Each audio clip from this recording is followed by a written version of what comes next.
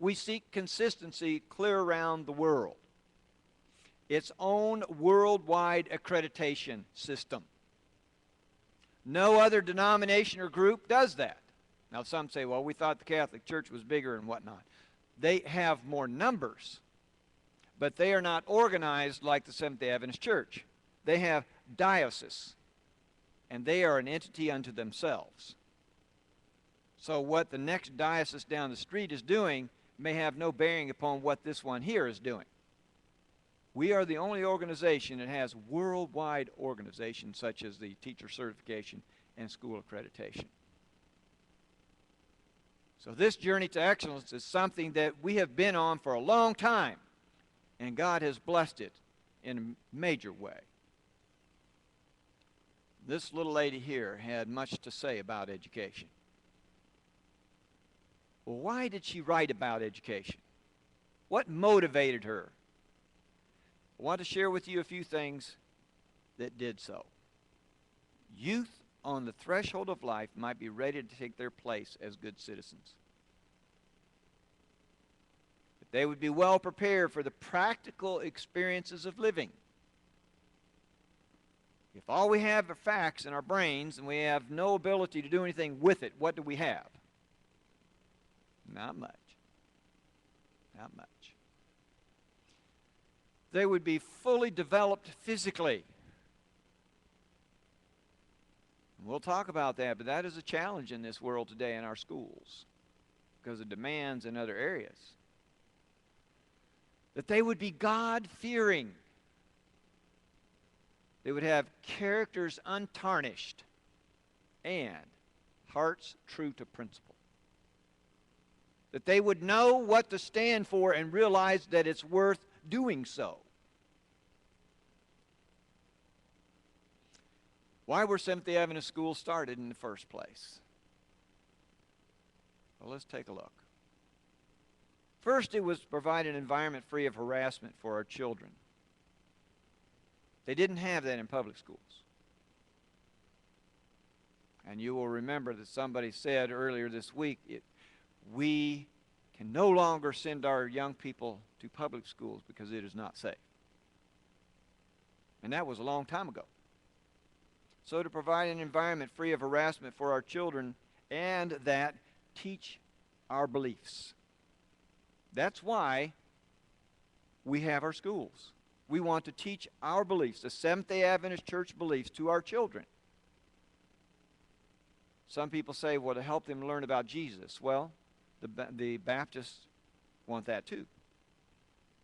The Catholics teach that as well. And we could go on down the list.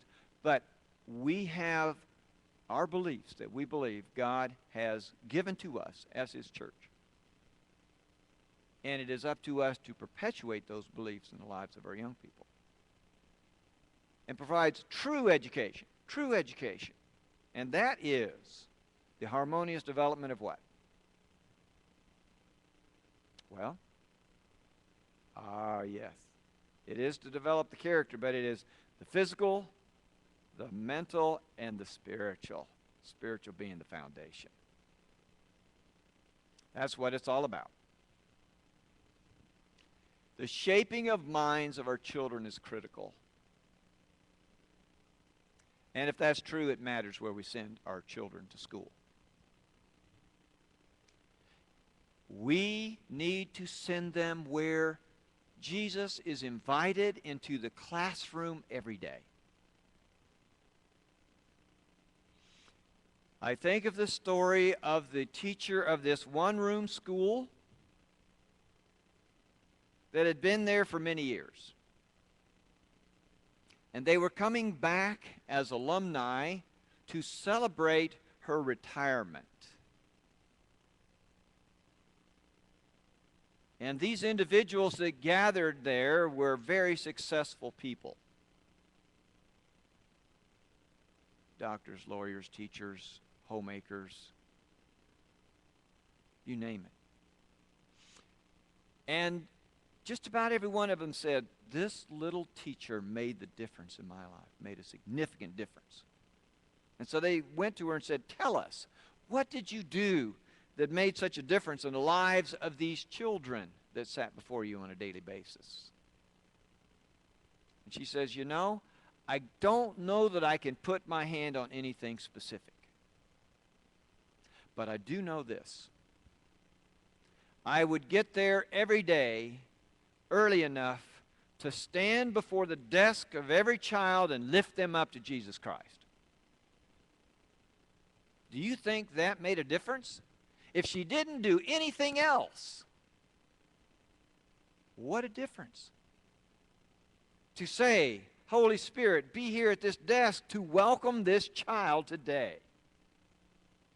Well, you know, if she did that, Jesus Christ is going to be throughout the day as well. An integral part of the classroom. That is a critical piece. That is the piece. Time is too short now to accomplish that which might have been done in past generations. But we can do much, even in these last days, to correct the existing evils in the education of youth. And because time is short, we should be in earnest and work zealously to give the young that education which is consistent with our faith. We are reformers. That's what we've been called to be in our educational system. But that is a challenge. Have you ever tried to reform anything? If you haven't tried to bring about a reformation, you're going to find that it is a challenge. That it is a challenge. Well, we are reformers. Or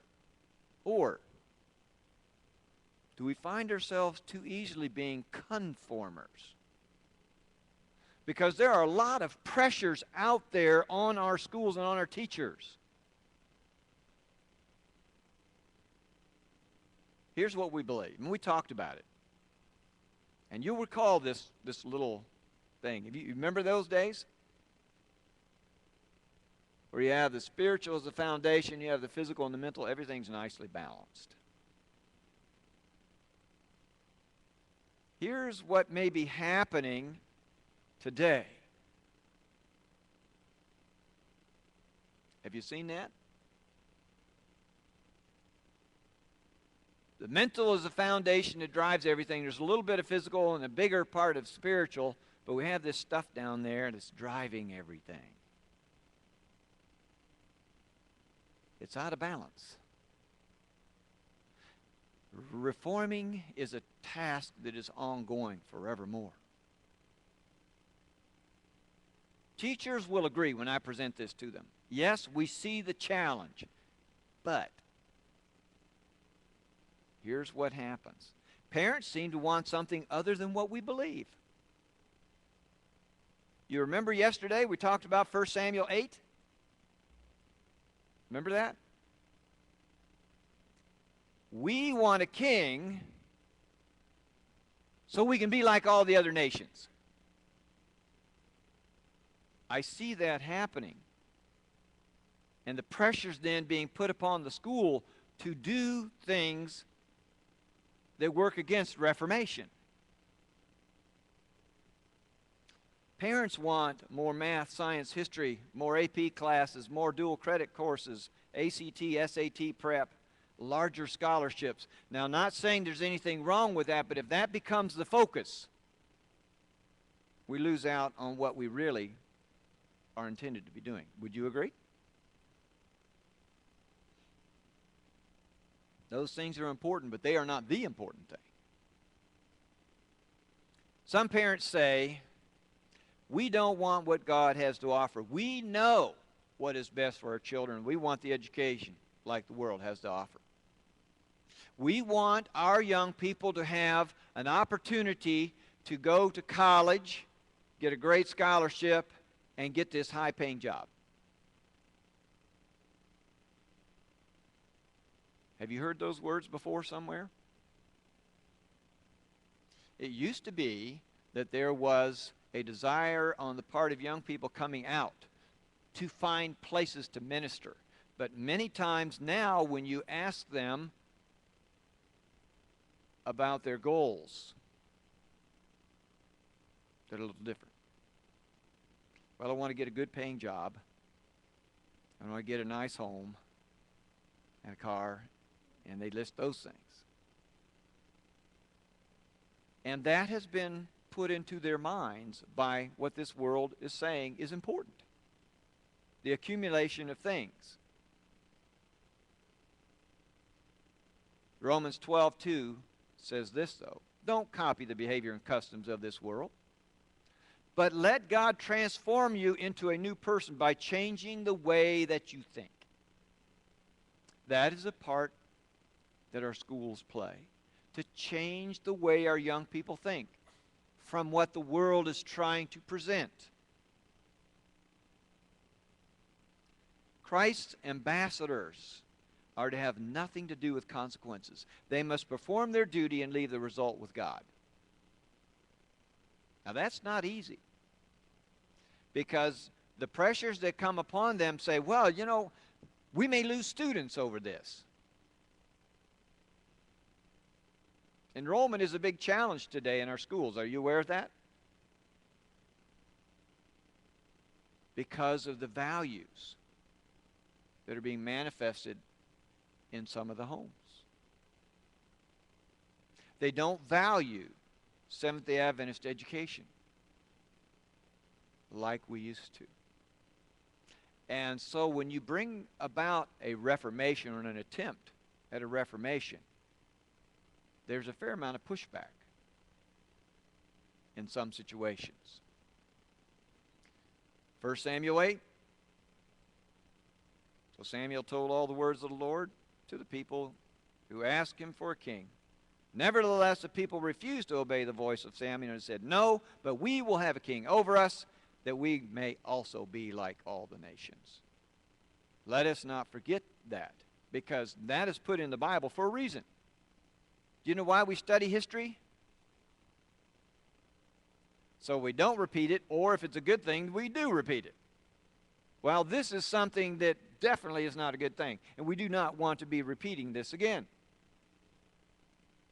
But remember, Satan is good at what he does. If he talked a third of the angels out of heaven, and he talked our first two parents out of the Garden of Eden, he sure can manipulate in these circumstances. The world says more math, science, history, more AP classes, more dual credit courses, prep for the test. You've heard of NCLB? You know what NCLB is?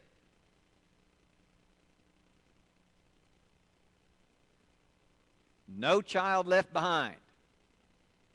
And that's referring to the test. So everybody needs to study for the test to do well, and so that causes teachers to do what? Teach to the test. Because my job depends upon this. And so if my kids don't do well on the test, I may lose my job. So prepare for the test. And kids come out with all kind of information that they have no idea what to do with it.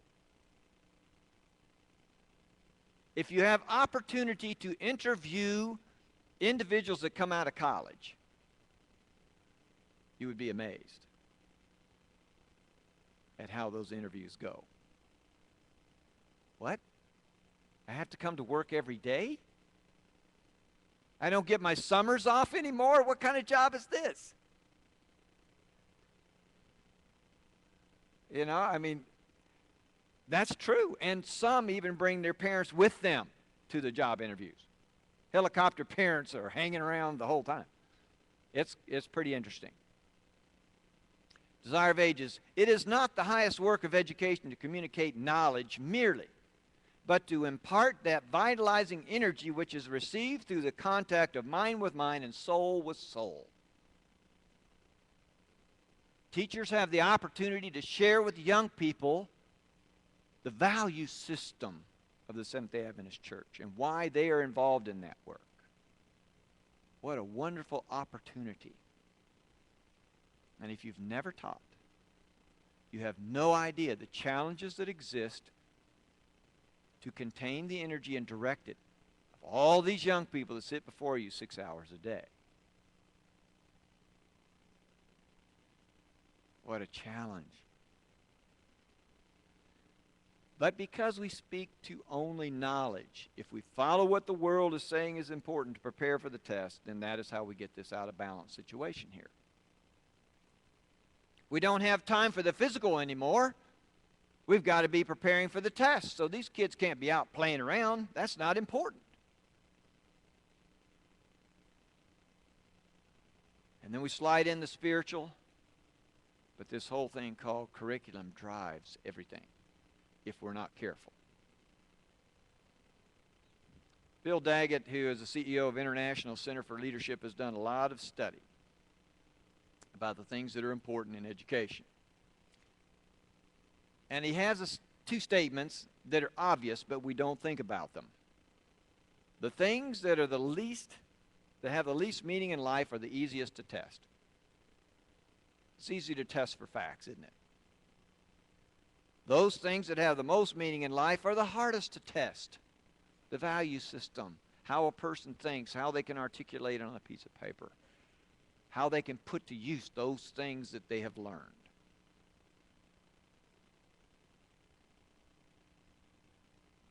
Third John 2, you all have heard it many times. Beloved, I pray that you may prosper in all things and be in health, just as your soul prospers.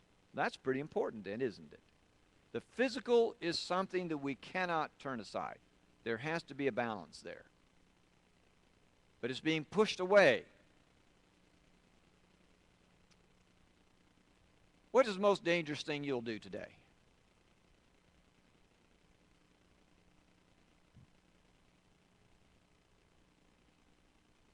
Getting out of bed? Well, that has some danger to it, no doubt. It's what you're doing right now. Sitting in meetings is the most dangerous thing you'll do. Why is that? Well, research shows that if you sit most of the day for your job, you are 54% more likely to die of a heart attack. 54%. This statistic holds true across all segments of the population, men, women, smokers versus non-smokers, which is interesting, and those who exercise and those who don't. If you sit all day, it has an impact on you, literally. Ellen White said this: inaction is the greatest curse that ever came upon youth.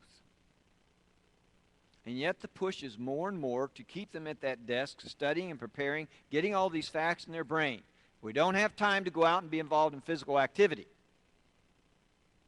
But if we would really think about it, the Lord had it figured out a long time ago. Students involved in exercise right before a test think more clearly, are less distracted, finish the test earlier, and they score higher. So why don't we get them out and have them active? But devil is good at what he does. You got to be prepared for this test. You can't be out there doing that stuff.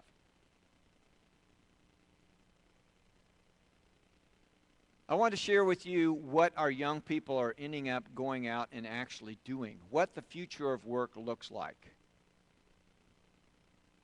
You may know this because you're a part of it already, but if not, you might find this to be informative. And I'm going to have to kick out of this, and we'll just hope technology works the way it's supposed to.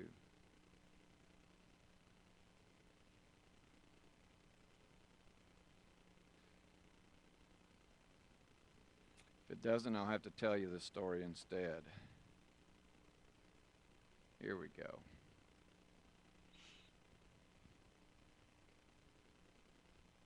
And there'll be some sound on this, Phil.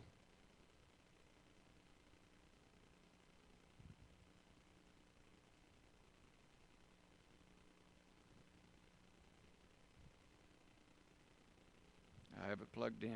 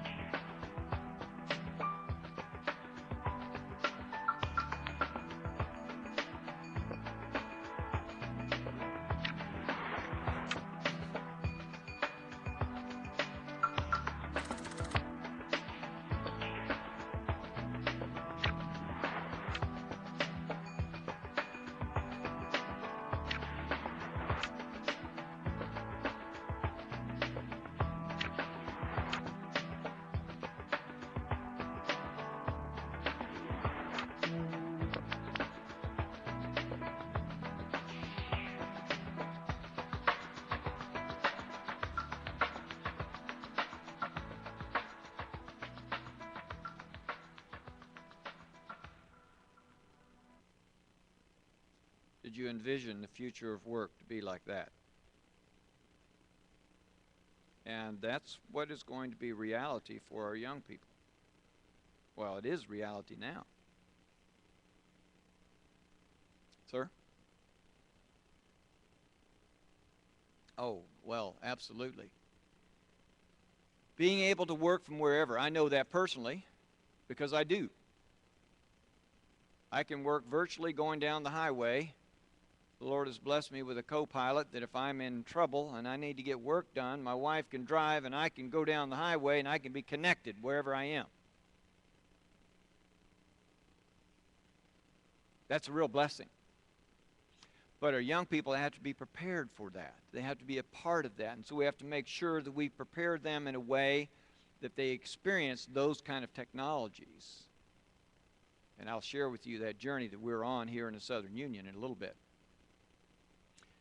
But as important as it is to prepare our students for their future work, they need to understand that God has a place for them and that that future work must involve Jesus Christ. And He will guide and direct them to that place they are to work, whether it's on a mountaintop or whether it's in the valley or driving down the highway or wherever it may be. God has a place for every young person, and we have to help them understand that very fact. And that is their first goal in life, to find that work God would have them to do. 2 Peter 1:3, through a knowledge of Him are given unto us all things that pertain to life and godliness. All things.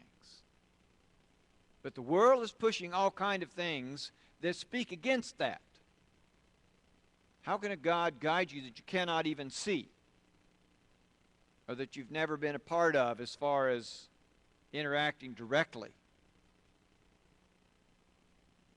Our young people need to understand that we continue to serve God because of our own faith experience until they can begin their own.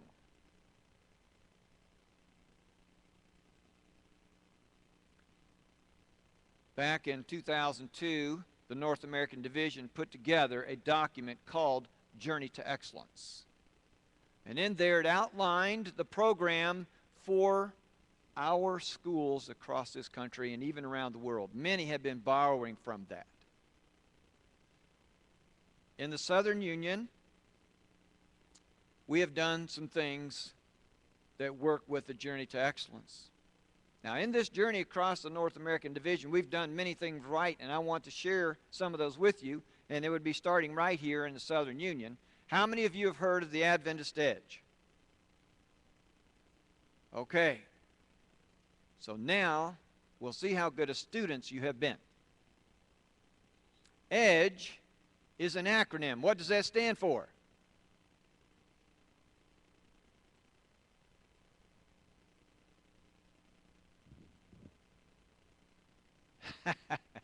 It's right there. You can see it. Educators delivering what? Great education. Not just good education, great education. You see, if we only have good education, we have failed. Do you realize that good is the greatest deterrent to great? We have good schools. We have good churches. We have good families. God would have us to be great. If we're satisfied with being good, we'll never be great. Does that make sense? And so that's it. Educators delivering great education. But great is an acronym as well. So if you were to guess, what would you guess G to stand for? Very good. God-centered first and foremost. The next would be results-oriented, because we want our kids to do well in life. They need to be productive citizens. We don't want them to be a burden on society. And then an environment that nurtures, a place where it is safe for them to come to school and to learn, and that nurtures that learning process. And aligned with Adventist and national standards, we want to make sure we have accountability, that we are teaching those things that are important in this world today. We cannot ignore those, but that can't be the driving force. And then Finally, what do you think T stands for?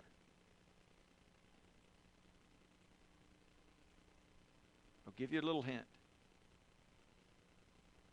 Team effort. Team effort. The home, the school, and the church working together. The team effort. That's exactly what that is referring to. The Adventist Edge is the Southern Union's implementation of the North American Division's journey to excellence. And we have a process set up where if a school is wanting to pursue great education, and not to say that if they have not applied for the Adventist Edge School of Excellence that they're not, but they can go through this process of applying to be an Adventist Edge school. And it is a rigorous process that they go through. Just having started a couple of years ago as far as implementing this process of going to different schools, we have 15 schools now in the Southern Union that have accepted that challenge, and more each year are moving forward in that. Thought I would hear some amens out there, folks. We're moving towards that excellence. Right here at this school, they're one of the first of 2 schools to have an iPad initiative. And you might say, well, what's the big deal about that?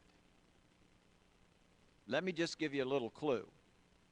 This summer, or this past summer, we were looking at literature textbooks only, teaching literature. Would you care to guess how many pages that literature textbook was for 9th grade? And each year you have your own literature textbook, you see. You care to guess? Do I hear 1,000? Do I hear 1,200? Do I hear 1,300? 9,000. Well, that would be a task, wouldn't it? 1,400 pages. And that's just one textbook. And I'm talking about just the physicality involved in having to carry around those types of books. So you have one of those for literature, one of those for history, one of those for biology, and then you have, of course, that math book you got to throw in there. They have 40 pounds of textbooks. And you flip the pages. Whereas an iPad allows you to have what they call e-textbooks. They're all on board this device, and they're interactive. And I'll give you an example. A math teacher's teaching a student. I happened to be there, and they were talking about this. Student didn't get it. And so the teacher said, go watch the tutorial. So they go to this space in their iPad, at that page, they tap on this little thing, up comes a video, and it explains it to them. Again, teacher comes back, junior's over there working away. Well, did it help? Oh, yeah, it explained it a whole lot better than you did. Well, the teacher wasn't offended by that. It was another tool that was not available in this page flipping. And not only that, junior gets home and goes, now how did that go? Oh, I get to tap on that again, and I get the tutorial again. And it takes them to places, and you can interact and do things that we only dreamed about as kids. And the nice thing about iPads is that we can protect where young people go on those things. So they can't shop around the internet wherever they want to go. We guide that process. What a tool. Now you have this neat little device that you can tap and you can put in something, and you can have 5 million responses. Whereas you go to the library and you're thumbing through a book, and then you have to type it in. You remember those days? We had to go and type it in ourselves. Now they cut and paste it, put it right in where they need it. What a wonderful tool. Bass Memorial Academy has the iPad initiative. And they're going into their second year. We have 3 or 4 more academies that are following suit this coming school year. A wonderful tool technology can provide as long as we use it in the appropriate way. I want to tell you, our young people are really good in many things. I watched them in action at an Orlando airport disaster drill. Of all places, you see what's going on there. You see a plane, and you see all these rescue vehicles and so on. Our young people were involved there. And they had the SWAT team. They had multiple fire companies that were there. And they were going to run this drill. A terrorist attack basically is what it was. And there was this explosion. And our young people had a job to do. Now, before you pass out, this is not real.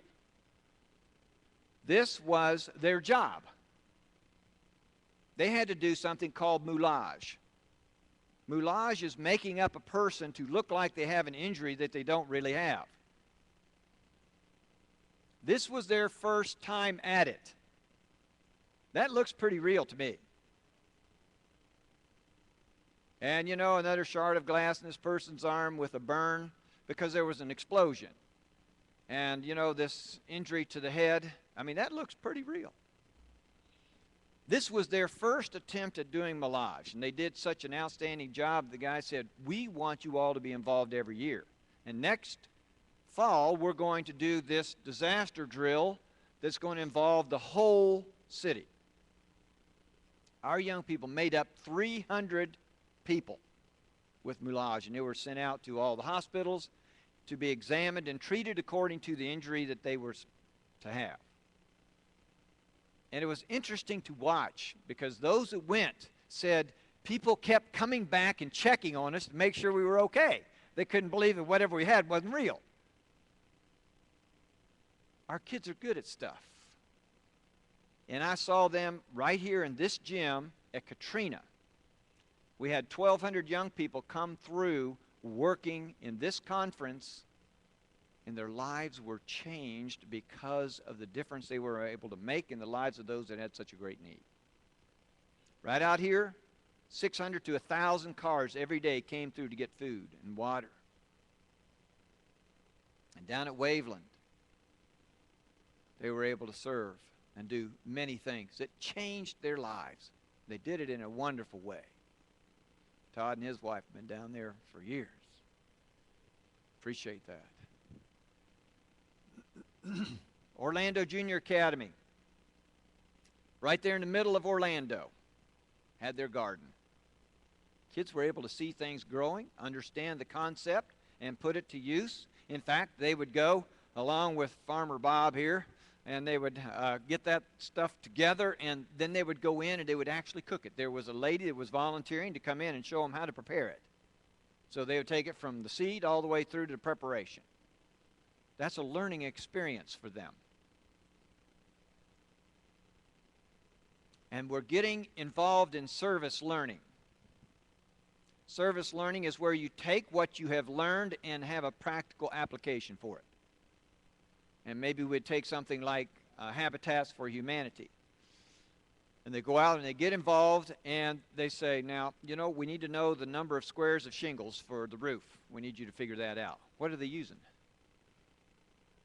Math, right?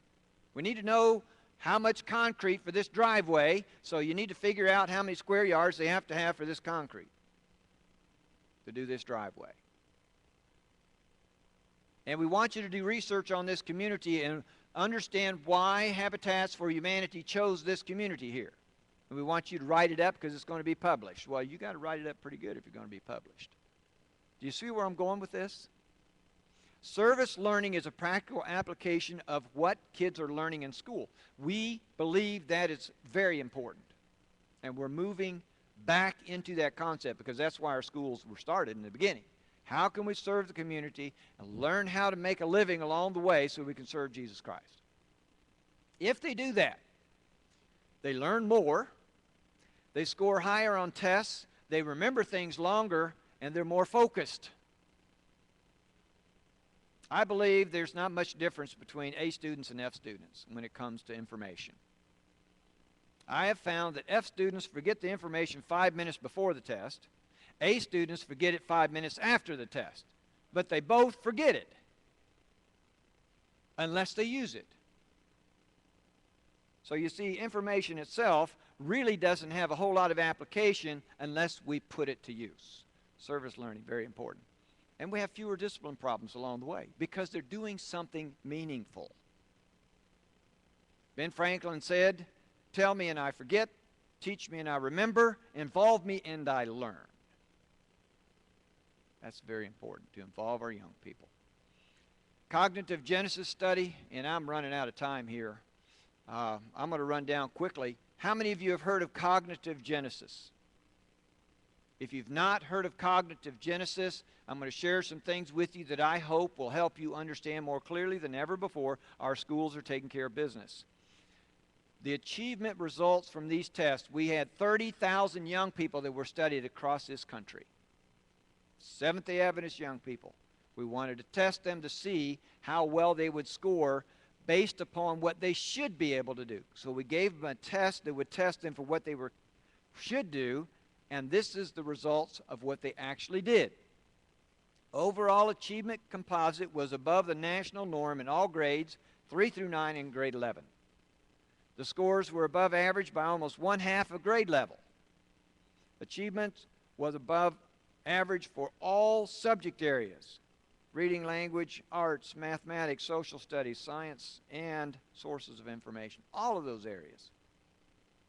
No matter the size of the school, it didn't impact that information. The number of students per grade, the number of students per teacher, the number of grades per teacher, or the grade range within the classroom. Some people say, well, it's a one-room school, they really can't learn what they need to learn. This proved otherwise. Our young people were a half a grade above where they were predicted to be based upon what the test showed. So I'm telling you, folks, our schools are taking care of business. Every group in all the comparisons scored above predicted. That should help you understand that our schools are taking care of business today, and we still can get them involved in these meaningful activities. Christian Science Monitor recognized that. Real education reform, take a cue from the Adventists. LA Times, nonetheless.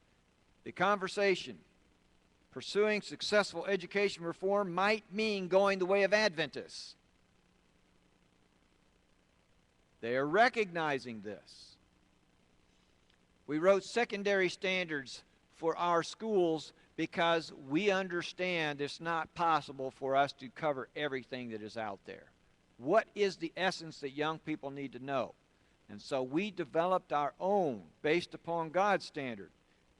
Ellen White says it is not our work to study how to meet the world's standard, but the great question with each one should be, how can I meet God's standard? So that's why we wrote Seventh-day Adventist secondary standards. And we had 38 classes that we wrote them for, 12 subject areas, and I'll just go down them. You'll see each one of them there. And these were started in the Southern Union. Started right here, and now the North American Division has accepted them. District Leadership That Works says this: a study conducted by McCrell found that teachers need 71% more instructional time than is currently available to address the content in state and national standards. 71% more time than what classroom time is available.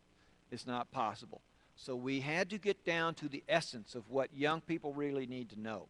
Because other people have all kinds of reasons, whether they're political reasons, whether they want to sell a textbook, whatever it may be. They have an agenda for why people need to do this, and most times involves money. We wanted to know what they needed to know based upon God's standard. I want to tell you quickly about Madison Academy's story. They were concerned about the young people and those that were not getting it. And so they did a test of learning styles. You know, there's different ways that people learn, right? They wanted to find out something about their learning styles. And there are 4 of them that we looked at. First one, imaginative learning. I'm going to take you through this real quickly so you can identify yourself possibly. Imaginative learners, type 1. They are a person that likes to learn through personal experience, have meaning of what I learn, and learn about things I value and care about, and express my beliefs, feelings, and opinions, and understand how what I learn affects me. Now, if that describes you, you could be a type 1 learner. Type 2 is an analytical learner. I like to get new information, new and accurate information, deal in facts and right answers, know what the experts think, formulate theories and models, and have things exact and accurate. If that says something about you, you could be the quadrant 2 learner. A third is a common sense learner. That's where I fit in education. I struggled through school because I needed to be involved with it. I needed to do something with it, or it didn't click up here. I like to do things, have ideas to be clear and understandable, find out how things work, test theories in the real world, and make things useful. When I get a phone, I play around with it and I figure it out. I thought, well, everybody does that. Got one from my wife, handed it to her and said, play with it, you'll love it. She played with it for about 30 seconds and says, where's the manual? I said, you don't need a manual, just play with it. I want the manual. She's a person who reads down through the manual and follows it step by step. So people do things different ways. And then you have the type 4 learners, dynamic learners. I like to connect things together, do things that matter in life, teach other people what I know, take some risks, and make what is already working work better. Now, if you find yourself to be a risk taker, you could be a type 4 learner. And usually you're strong in 2 areas. I'm a type 3, type 4. I can take a risk. My wife is very conservative in that area. And so we complement one another. She keeps those risk-taking behaviors of me kind of in tow. Well, they tested the young people, and they wanted to find out why their students were not succeeding. Here's what they found out. The type 1s and type 4s were the majority of their learners. You see right here, 1s and 4s. Those are the dynamic people. Those are those ones that have the feelings and sensations about what is important. 2s and 3s, that's what school's all about. A 2, give me the book, tell me what I need to know, I'll put it down on a test and move forward. Well, they found out the 1s and 4s were 73% of their learners, the vast majority. So they were missing those individuals. You can see that history. Since they have such a small population, they had 73 students, sorry. So your lines are not hugely distinct. But they were the ones that had the challenges in each one of the subject areas. And you look at the honor rolls, type 4 learners were the lowest. You look at testing, the brown line, type 4. The blue line, type 1s. You look at attendance.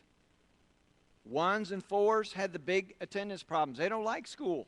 School is not for me. You look at the 2s and 3s, of course, the 2s will always enjoy school because that's what it's all about for me. And you look at discipline problems. The 2s, discipline's non-existent. 1s and 4s, there's where you tend to have your major challenges. 3 are thrown in there too. And you look at the GPA the same way. Well, some will say, well, Madison is not a normal situation. Well, that's not true. They looked at a school in Hawaii and one in Idaho. In North Dakota. They had the same breakdown as far as student populations. You will see it, 71, 72% of their learners were 1s and 4s as well. If we don't adjust how we do business, we're missing the majority of our young people. And so when you put in the iPads, when you put in service learning, you're addressing the areas of all the learners. That is so critical. I would have liked school a whole lot more if that were the case when I was there. Madison asked themselves some hard questions. If we're only successful with students who are predisposed to do well in school, what have we really accomplished? Particularly when you miss 3/4 of your students. Have we been essentially telling our type 4 students that they must become a type 2 student if they want to be successful in school? That's exactly what we're saying. You have to do this if you're going to do well.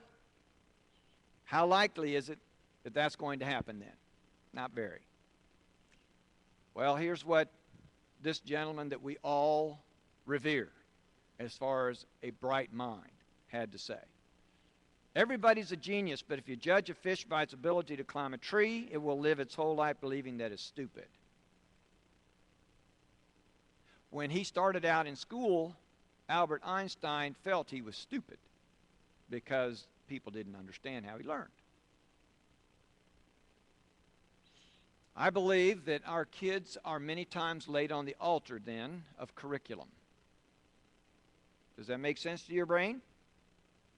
We have to be careful about our schools and how we direct our learning processes for the young people. All the powers of the mind should be called into use and developed in order for men and women to have well-balanced minds. The world is full of one-sided men and women who have become such because one set of their faculties were cultivated while others were dwarfed from inaction. The education of most youth is a failure. Wow. We have to make sure we find ways for all to excel. And this I really like. Education is a conversation between older and younger generations on what is important. And we have to be very clear what is important. God has shared with us what is important for our young people. We must make sure they understand that. It is our duty to mentor them then in that process. To make sure they understand that God has a place for them in His work, and that we as church members understand that it is a 180-day evangelistic series every year in our schools. When you look at it, the most successful evangelistic series our church runs are our schools and Pathfinders.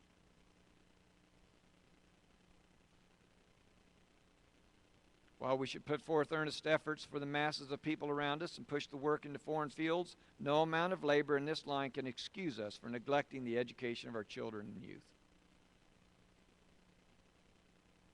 Evangelism is important, but it is not at the expense of our young people. Let us do a litmus test, and we won't take long to do this. Many of you here got a Seventh-day Adventist education. If you went to our Seventh-day Adventist schools, raise your hand. All right. How many of you then were baptized when you were in elementary school by the age of 12? Raise your hand.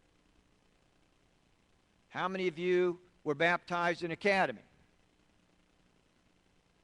I don't see any hands. How many of you were baptized as an adult?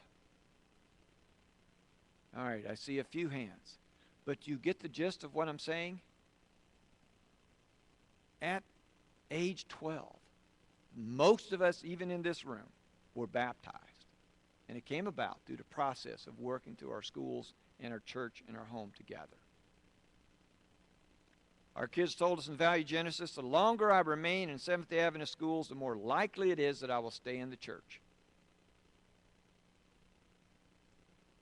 We must work together as church members to make sure every student receives a Seventh-day Adventist education who wants one. We need to have collective sacrifice, if need be, to provide that opportunity. Do we have problems in our schools? Absolutely. Of course we do. I have found wherever I go, if there are people there, you know what I find? Problems. Human nature is just problem-oriented.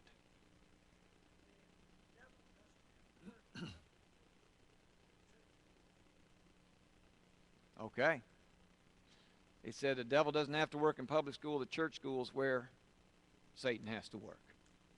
Interesting thought. Thank you. We have declining enrollments. We have some teachers that are not effective as they should be, and we need to address those issues. No doubt about it. We have some unsupportive parents. We have some financial challenges, no question.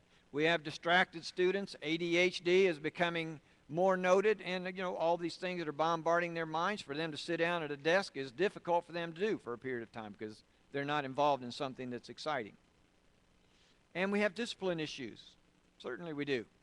But if the home and the school work together, those discipline issues are minimized. It's not the problems that cause our kids to leave the church. It's how we, as the home, the school, and the church, work together to address those that makes the difference. Does that make sense to you? So, we must make sure that we work together in this battle against good and evil. And tomorrow, I'm going to spend time on the church, the other leg of that stool. And I would invite you to come and bring along with you some individuals. I'm going to challenge you, because there's some things we need to make sure we address. NCLB means something totally different to us. No child left behind means when we leave this earth, we want to take them all with us. I say to you, Jesus is coming soon. Prepare yourselves. Prepare your children.